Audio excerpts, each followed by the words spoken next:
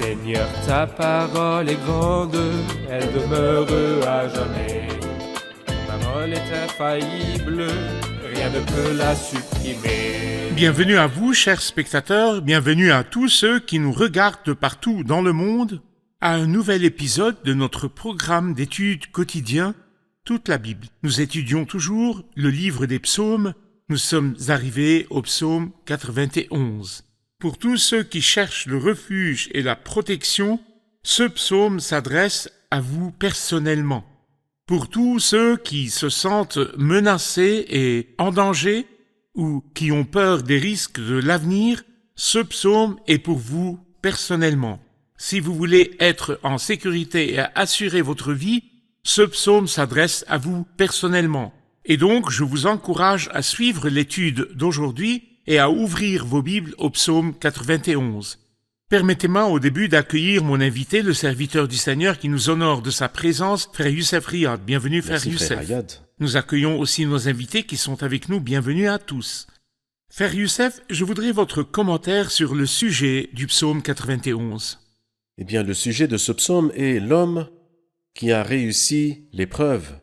Nous avons vu dans le psaume précédent un peuple entier qui a été mis à l'épreuve et qui a en fait échoué. Et toutes les personnes qui sont sorties de l'Égypte ont malheureusement eu leurs cadavres tombés dans le désert. Nous sommes consumés par ta colère. Et en plus, ta fureur nous épouvante. Mais ici, nous voyons un homme, permettez-moi de le nommer le deuxième homme. Cet homme qui est complètement différent de tout autre genre d'être humain. Et cet homme-là est bien sûr le Seigneur Jésus-Christ. Et c'est pour cette raison que ce psaume est l'un des psaumes qui sont appelés messianiques. Et ce n'est pas juste nous qui le disons, mais même Satan, dans la tentation du Christ dans le désert, Il a cité ce a psaume. cité un verset de ce psaume et l'a appliqué au Christ. Oui, c'est le Christ qui est l'homme qui a passé l'épreuve. Ensuite, si nous le comparons au psaume 90, où le peuple était dans le désert et est tombé, et la colère de Dieu était sur eux comme conséquence de leur infidélité. Mais ici, il mentionne le cheminement du Messie ou du séjour du Messie qui s'appuie sur Dieu, qui habite dans le refuge du Très-Haut. C'est vrai. Avez-vous une division spécifique en tête pour ce psaume? Eh bien, moi j'aime le diviser de la façon suivante. Dans les versets 1 et 2, nous voyons le langage du Christ. Et puis du verset 3 jusqu'au verset 13, nous voyons le commentaire du Saint-Esprit. Et à partir du verset 14 jusqu'au verset 16, nous trouvons la promesse du Père. Donc tout d'abord, c'est le Christ qui parle au verset 1 et 2, et à partir du verset 3 jusqu'au verset 13, le commentaire du Saint-Esprit sur cette vie merveilleuse. Ensuite, la promesse du Père dans les 3 derniers versets, 14 jusqu'à 16. Très bien. Je voudrais prendre la première section dont vous avez parlé dans les versets 1 et 2, la langue de Christ, qui dit « Celui qui habite sous l'abri du Très-Haut repose à l'ombre du Tout-Puissant. Je dis à l'Éternel, tu es mon refuge et ma forteresse, mon Dieu, en qui je me confie. » Que voyez-vous dans ces paroles magnifiques? En fait, le premier verset, je l'appellerai un principe général. Celui qui habite sous l'abri du Très-Haut repose à l'ombre du Tout-Puissant. Et il n'y a pas de plus grand refuge que celui du Très-Haut. Et en fait, cet homme-là habite dans cet endroit. Mais il habite aussi à l'ombre du Tout-Puissant. Donc la vie est extrêmement courte, et c'était de même pour la vie du Christ ici sur la terre. Et ainsi, de la même manière, notre vie sur la terre, la vie de chacun de nous est très courte, tellement courte qu'elle est comparée à une nuit. Il repose à l'ombre du Tout-Puissant, et comme il est merveilleux pour l'homme de reposer à l'ombre du Tout-Puissant, c'est un principe général. Mais alors nous entendons le Christ dire « Je dis à l'Éternel », le Christ en tant qu'homme. Parce que quand le Christ a marché dans le désert et quand il a été tenté dans le désert, il a été tenté en tant qu'homme. Alors je dis à l'Éternel, tu es mon refuge et ma forteresse, mon Dieu en qui je me confie. Christ a toujours été l'homme parfait qui s'appuie sur Dieu, toujours. Comme nous faisons une étude, je voudrais que vous nous montriez les noms de Dieu dans cette section. Il appelle Dieu le Très-Haut, le Tout-Puissant et l'Éternel. Parlez-nous donc des noms de Dieu dans cette section. Eh bien, au début du psaume, nous voyons 4 noms de Dieu. Il est le Très-Haut, le Tout-Puissant, l'Éternel Yahvé et mon Dieu ou Elohim. Alors donc les noms sont Elion, le Très-Haut, le Tout-Puissant, El Shaddai, ou l'Omnipotent, il est l'Éternel, Yahvé, il est mon Dieu, Elohim. Et puis, à la fin du psaume, nous voyons 4 noms de Satan. Il est donc l'oiseleur, et il est la vipère, il est le lion et le lionceau. Alors, il y a 4 noms de l'ennemi de Dieu, et il y a 4 noms de Dieu lui-même au début de ce psaume. Merci. Nous ferons une pause et nous reviendrons pour prendre une question.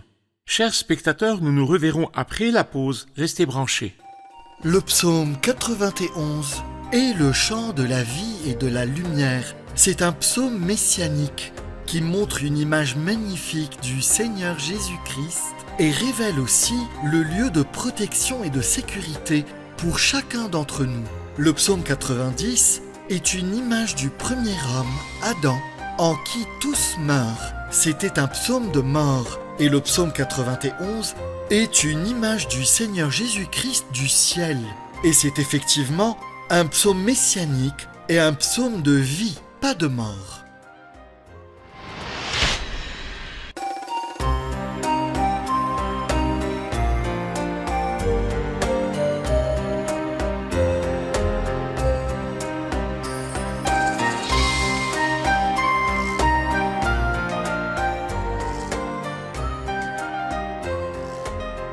Nous revoici, chers spectateurs, nous continuons notre étude avec le psaume 91.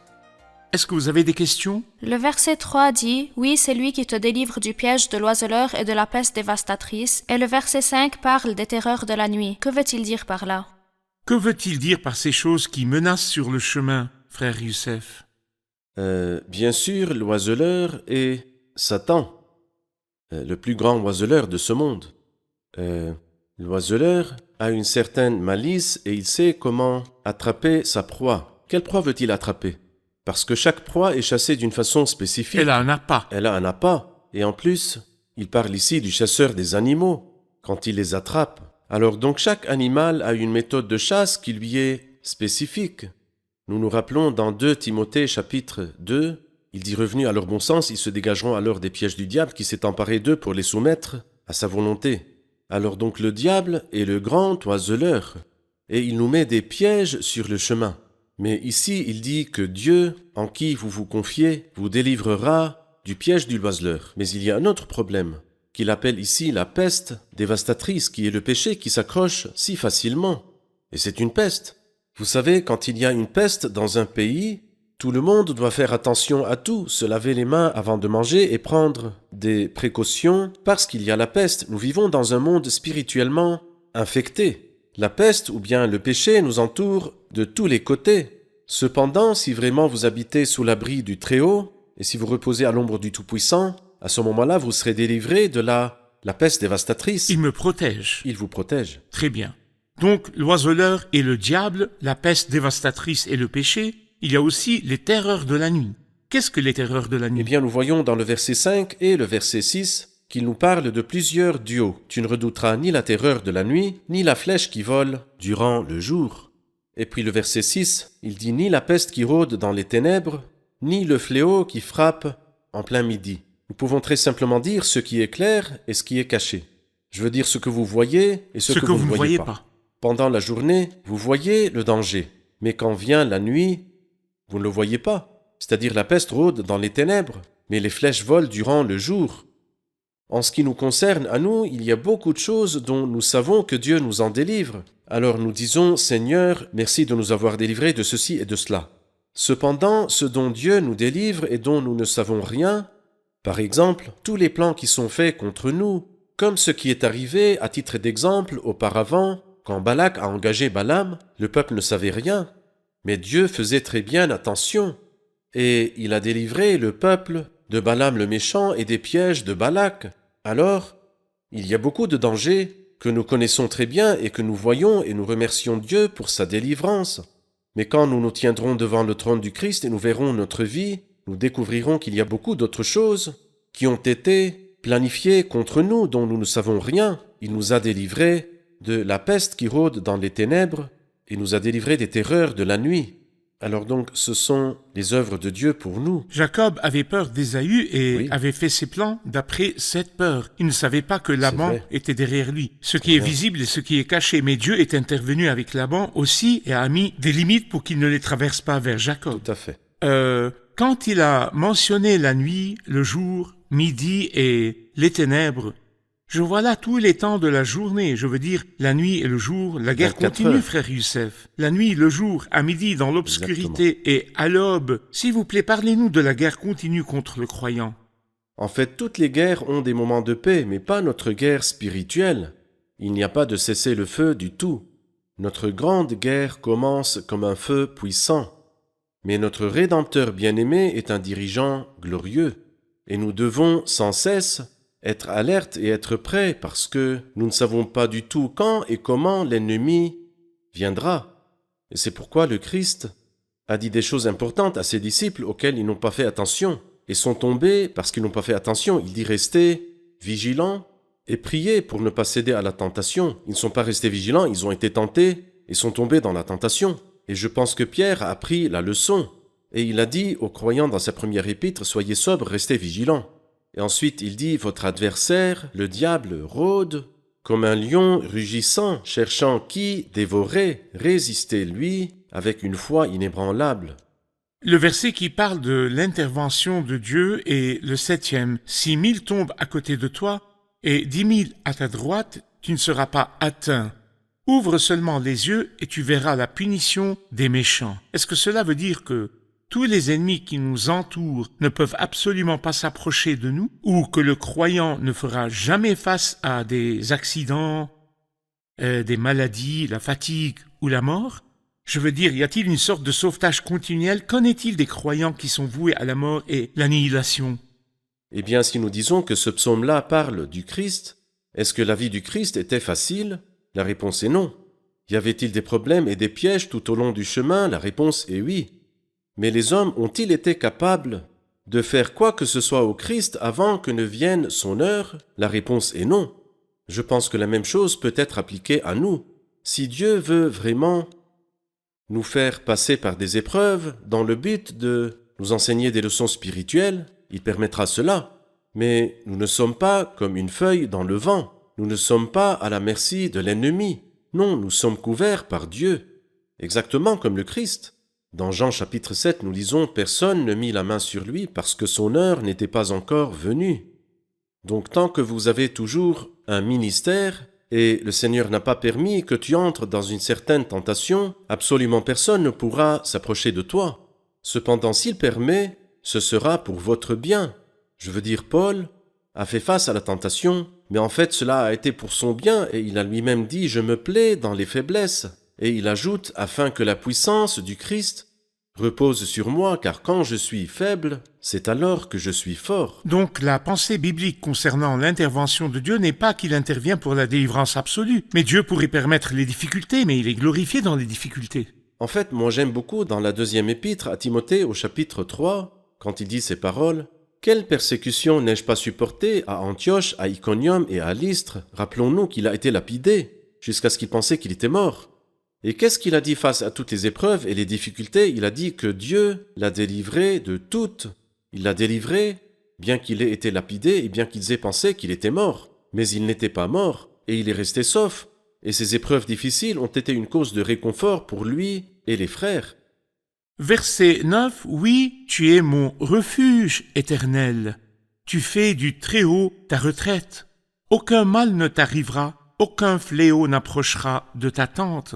Car il donnera ordre à ses anges de te garder dans toutes tes voies. Ils te porteront sur les mains de peur que ton pied ne heurte une pierre. Il dit oui, tu es. Et il ouvre une parenthèse. C'est comme s'il disait c'est toi qui as dit ceci. À qui parle-t-il ici?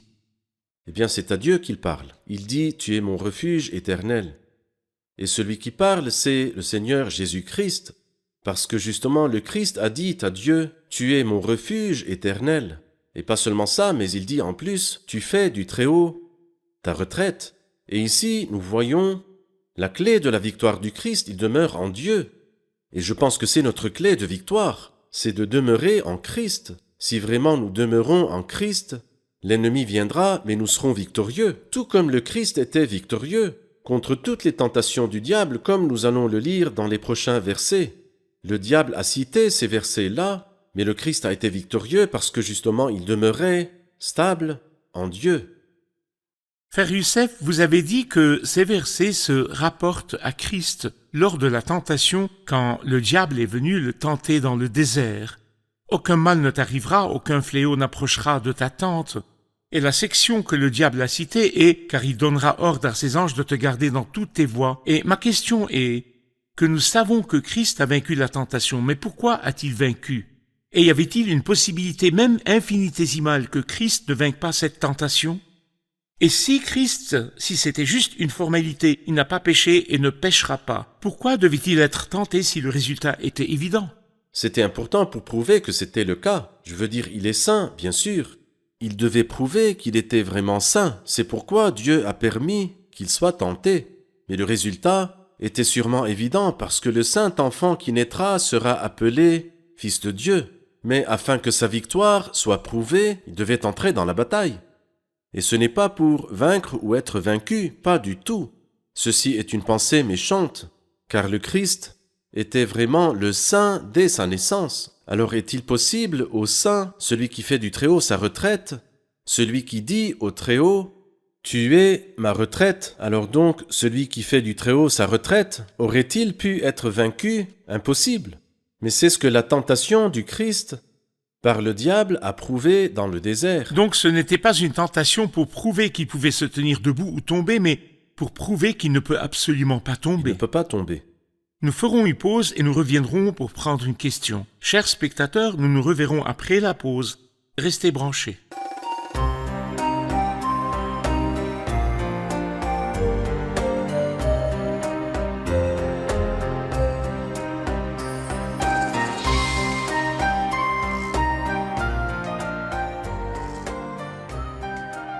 Nous revoici, chers spectateurs, et nous continuerons notre étude du psaume 91. Maintenant, nous avons une question de nos invités. Le verset 11 dit « Car il donnera ordre à ses anges de te garder dans toutes tes voies ». Est-ce que ces paroles sont pour Christ ou pouvons-nous les considérer pour nous aussi? Y a-t-il un lien entre les anges et nous? Bon, nous devons répondre à cette question, frère Youssef. Le verset dit « Car il donnera ordre à ses anges de te garder ». De qui parle-t-il? Celui qui dit « Oui, tu es mon refuge éternel, tu fais du Très-Haut ta retraite ». Alors je pense que ce verset pourrait être appliqué non seulement au Christ, mais à tous ceux qui mettent leur confiance en Dieu. C'est-à-dire, à la fin du chapitre 1 de l'Épître aux Hébreux, il dit à propos des anges, « Les anges ne sont-ils pas tous des esprits au service de Dieu, envoyés pour apporter de l'aide à ceux qui vont hériter du salut? Oui, en fait, les anges sont au service des saints. Et nous ne saurons pas combien les anges nous ont servis avant d'arriver au ciel. Les saints sont tous les enfants de Dieu. Tous les enfants de Dieu. Mais c'est une grande erreur de communiquer moi-même avec l'ange ou de prier un ange. La prière ne peut être adressée qu'à Dieu. Alors moi je demande à Dieu et Dieu est libre. C'est-à-dire, comment Élisée a-t-il prié?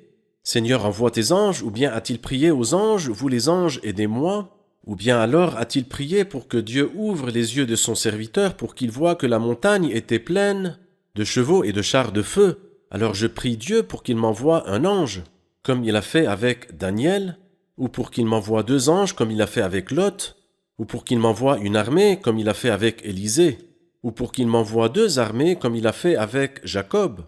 Dieu est libre, mais moi je dois communiquer avec Dieu, avec mon Père, et pas du tout avec les anges, pour demander leur secours et leur protection, bien que ce soit leur propre rôle dans cette période de notre vie. Et c'est là l'ordre, frère Youssef. Je dis à l'Éternel, tu es mon refuge. Il Oui. donnera ordre à ses Donnera ordre. anges. Très bien, Je fais mes prières à Dieu, très bien. je demande sa protection, il ordonne à ses anges de venir me servir. Pour Très bien. ainsi dire, les anges ont pour rôle de servir les croyants. Tout à fait. Frère Youssef, quand nous arrivons à la 3e section, vous aviez divisé le psaume comme ceci, 1 et 2, c'est la langue de Christ, 3 à 13, c'est la langue du Saint-Esprit. Ici, il parle de la promesse du Père qui dit à partir du verset 14, « Puisqu'il est attaché à moi, je le délivrerai, je le protégerai puisqu'il connaît mon nom. Il fera appel à moi et je lui répondrai, je serai avec lui dans la détresse, je le délivrerai et je l'honorerai, je le comblerai de longs jours et je lui ferai voir mon salut. Qui voyez-vous, frère Youssef? Je vois ici une réponse au psaume 90, car le psaume 90 se termine avec 7 demandes, et le psaume 91 se termine avec 7 promesses. Et en ce qui concerne le psaume 90, en fait, la vie de l'homme était très courte. Et en ce qui concerne le psaume 91, il dit « Je le comblerai de longs jours ». Dans le psaume 90, ils ont mis Dieu en colère. Ils ont péché et l'ont mis en colère. Tandis que dans le psaume 91, il a aimé Dieu, donc il l'a délivré. Regardez ce qu'il dit dans les 7 promesses. « Puisqu'il est attaché à moi, d'abord je le délivrerai. 2. Je le protégerai, puisqu'il connaît mon nom. 3. Il fera appel à moi et je lui répondrai. 4. Je le délivrerai. 5. Je l'honorerai. 6. Il dit, je le comblerai de longs jours. Et finalement, je lui ferai voir mon salut. Pourquoi tout cela? Parce qu'il s'est attaché à moi. Alors donc, qu'est-ce que Dieu demande de ma part et de la part de tout homme pieux qui aime le Seigneur, que nous nous attachions à lui? Donc pas seulement je le crains et je l'approche avec terreur, mais je l'aime, je m'attache à lui. C'est comme il a dit par exemple à propos de Jonathan, alors que David finissait de parler à Saül, il dit ces paroles, il dit Jonathan s'attacha à lui, à David, Jonathan aima David comme lui-même. Alors donc nous devons aimer le Christ comme nous-mêmes et même plus que nous-mêmes. Quand il dit, frère Youssef, je serai avec lui dans la détresse, je le délivrerai et je l'honorerai. Je veux dire, c'est une perspective différente. Très souvent, nous imaginons que Dieu nous délivre des problèmes et ne permet pas qu'ils arrivent. Mais quand il dit qu'il pourrait permettre les problèmes et qu'il sera avec nous lors des problèmes, c'est une perspective dont il faut que vous nous parliez. Oui, alors, Dieu permet les problèmes, oui. Et il y a la délivrance dans les problèmes, et la délivrance des problèmes, et la délivrance à travers les problèmes. Et ces trois-là sont présents dans la belle histoire dans Actes chapitre 16. La délivrance dans les troubles, ils étaient en prison, mais ils louaient Dieu. Délivrance dans les troubles. Vous êtes malade, mais vous êtes dans la joie. Dans la tentation, mais au-dessus de la tentation. Ensuite, la délivrance des troubles, car le Seigneur a délivré Paul et Silas de la prison. Le tremblement de terre a eu lieu et une repentance a eu lieu le matin. La délivrance des troubles. Mais alors pourquoi Dieu a-t-il permis que cela arrive et qu'il nous délivre? Pourquoi est-ce arrivé en premier lieu? Parce qu'il y a la délivrance à travers les troubles, ce qui veut dire que Dieu est sage. Il permet que nous passions par des épreuves pour que d'autres aussi soient bénis. Il est avec moi dans l'épreuve, donc je ne sens pas les difficultés. Et quand il est avec moi, à la fin, il me sort de là où il y a une clairière, sans trouble du tout. Nous nous rappelons l'histoire des 3 hommes qui étaient dans la fournaise. Tout à Il fait. ne les a pas arrêtés d'entrer dans la fournaise, mais ils sont entrés dans l'épreuve et il était avec eux, le 4e comme le Fils des dieux. Et Christ demeure jusqu'à ce qu'il revienne présent avec ceux qui ont des problèmes au milieu des problèmes. Que Dieu vous vrai, bénisse, tout à fait. frère Youssef. Nous sommes arrivés à la fin de l'épisode. Nous allons le réviser avec nos invités. Qu'avons-nous appris de l'épisode d'aujourd'hui? Nous voyons aujourd'hui que le mal nous entoure partout et l'ennemi du bien attaque avec force. Nous n'avons pas d'autre solution que de nous réfugier sous l'abri du Très-Haut. Même si la guerre du diable contre nous est constante jour et nuit, nous avons la protection à l'abri du Très-Haut. Puisqu'il est attaché à moi, je le protégerai puisqu'il connaît mon nom. Le secret de notre victoire est en Jésus-Christ. J'ai beaucoup aimé que Dieu nous délivre de toutes les choses que nous voyons et celles que nous ne voyons pas. Donc, quand il y a une prière sans réponse, je dois savoir que Dieu travaille pour mon bien. C'est une belle chose que Christ soit toujours avec moi lors des problèmes. Il peut me délivrer d'eux, en eux ou à travers eux. Et ceci me donne une sensation de sécurité. Dans toutes les guerres, il y a un cessez-le-feu. Mais il n'y a pas de cessez-le-feu dans la guerre spirituelle, comme nous l'avons vu à midi dans l'obscurité la nuit. Dieu est toujours avec nous. Et il nous protège dans tout ce que nous voyons et tout ce que nous ne voyons pas. Merci, que Dieu vous bénisse. Merci, frère Youssef, que Pas de Dieu vous quoi, bénisse. Que Dieu vous bénisse. Chers spectateurs, la promesse de Dieu pour vous dit, il fera appel à moi et je lui répondrai. Je serai avec lui dans la détresse. Je le délivrerai et je l'honorerai. Je le comblerai de longs jours et je lui ferai voir mon salut. Le Seigneur est pour vous. Le Seigneur est avec vous. Il permettra peut-être des troubles, mais s'il permet que vous les ayez, il ne vous abandonnera pas. Il est avec vous dans les difficultés. Il peut vous sauver des difficultés et Il peut être avec vous dans les difficultés. Et il peut aussi vous sauver à travers les difficultés. Je veux dire tant de personnes autour de vous. Quand ils voient votre patience et votre gratitude lors des difficultés, quand ils voient votre réjouissance et que vous sentez la présence de Dieu avec vous lors des difficultés, ces personnes sont encouragées et veulent connaître le Seigneur. Ces personnes sont réconfortées par le réconfort que Dieu vous donne. C'est pourquoi quand vous passez par des problèmes, ne trébuchez pas, mais dites-lui « Ouvre mes yeux, Seigneur, pour que je voie ta présence. Ouvre mes yeux pour que je voie ton soutien. » Je serai avec lui dans la détresse, je le délivrerai et je l'honorerai. Tellement de personnes seront bénies par votre patience lors des difficultés et votre reconnaissance, et donc n'abandonnez pas votre confiance, elle sera bien récompensée. Nous nous reverrons dans le prochain épisode, que Dieu vous bénisse.